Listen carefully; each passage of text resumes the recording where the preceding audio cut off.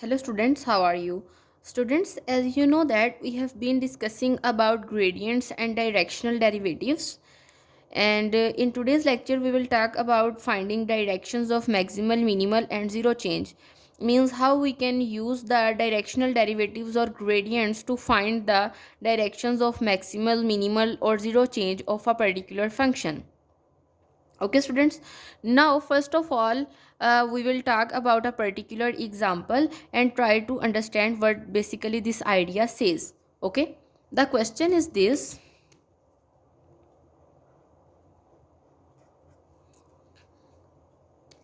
let us discuss this first part. The first part says that find the derivative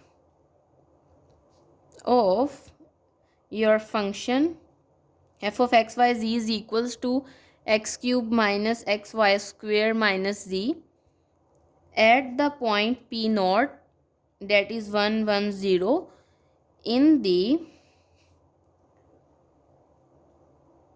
in the direction of vector v vector is equal to 2 I vector minus 3 j vector plus 6 into k vector. Now here students, you can easily see that the requirement of the question is this: you have to find the derivative of a function in some direction of a vector. That means here you are asked to find the directional derivative, okay, at this particular point. So students, first of all, as if you remember from the definition of a directional derivative, means the definition says that you need to find the directional derivative of a particular function in the direction of p along some unit vector. But here we are only given the vector, so first of all we need to find its unit vector, that would become equal to v vector by v vector magnitude. Now students, your v vector is 2i minus 3j plus 6k, and if you find its magnitude, then it would be 2 square plus 3 square plus 6 square square root. And if you simplify it further, then you are left with plus 6k is divided by 7, because here you will get square root of 49, and then if you get its square root, then it would be 7. Now your unit vector would become equal to 2 by 7 I unit vector minus 3 by 7 j unit vector plus 6 by 7 k unit vector. Here I put a head on I, j and k because here we get unit vector. Now you need to find the gradient of your function at the point p naught, that is 110. Now students, as you know that you are trying to find the gradient, so I will write here gradient of function, means your function is x cube minus xy square minus z at the particular point p naught, that is 110. Now students, if you don't know that how we can find the gradient, then you can search it on my previous videos, as I will simply write here the result that I get after finding its gradient. So students, if you find its gradient, means first of all you need to take its partial derivative with respect to x, then I will get 3x square minus y square into I vector plus minus 2xy into j vector, means here I have applied here partial derivative with respect to y. And similarly, if you find its partial derivative with respect to z, then you will get simply k vector. Now point as it is. Now students, if you substitute the point here, means first value basically is x value, second is y, and third is z. So if you substitute all the values here, then you are left with 3 into 1 square minus 1 into I vector minus 2 into 1 into j vector and minus k vector as it is. And you will get 2 I vector minus 2 j vector minus into k vector. Now student, the directional derivative is equals to duf. Basically it is the representation of a directional derivative, and you need to find at this particular point. Then you will simply multiply or get means apply the dot product with your unit vector.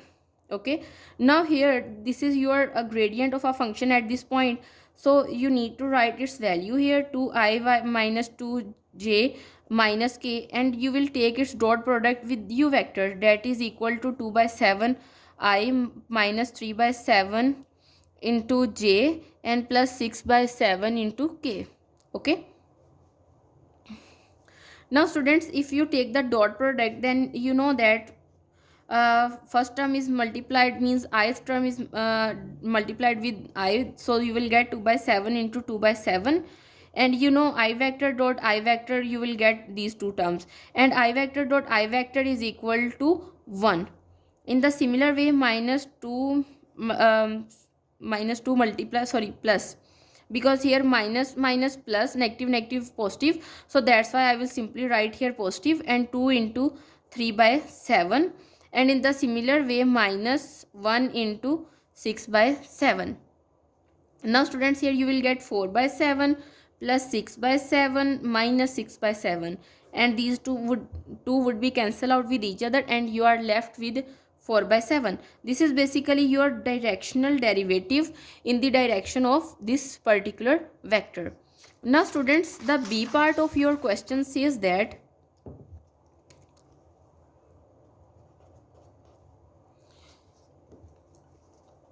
it says in what directions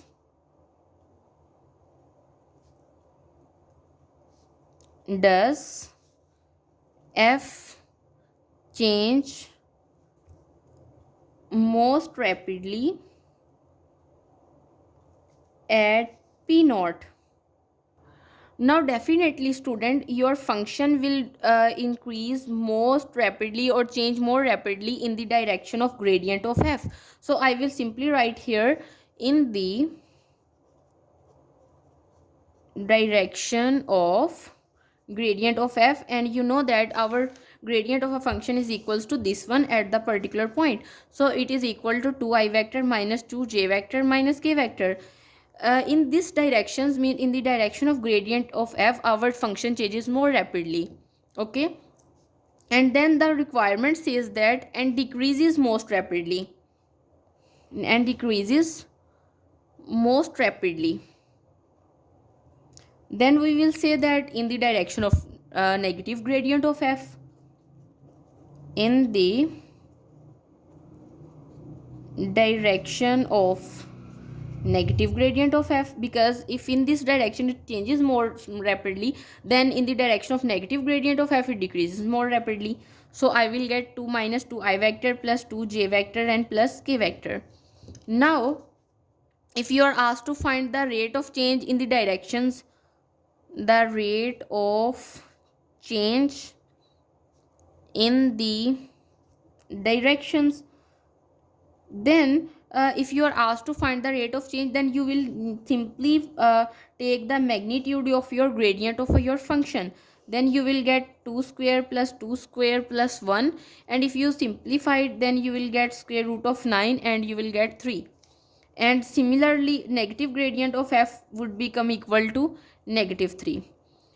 Okay, and these are the rates of change, means with this rate your function is getting changed. Okay, and this is the direction in which your function is changing, and this is the rate with which your function is getting changed. Okay students, now students, as you see, we in today's lecture we have talked about finding the directions of maximal, minimal and zero change, and we have also discussed an example related to finding the directional derivative. Students, this is all about today's lecture. See you next time. Thank you so much.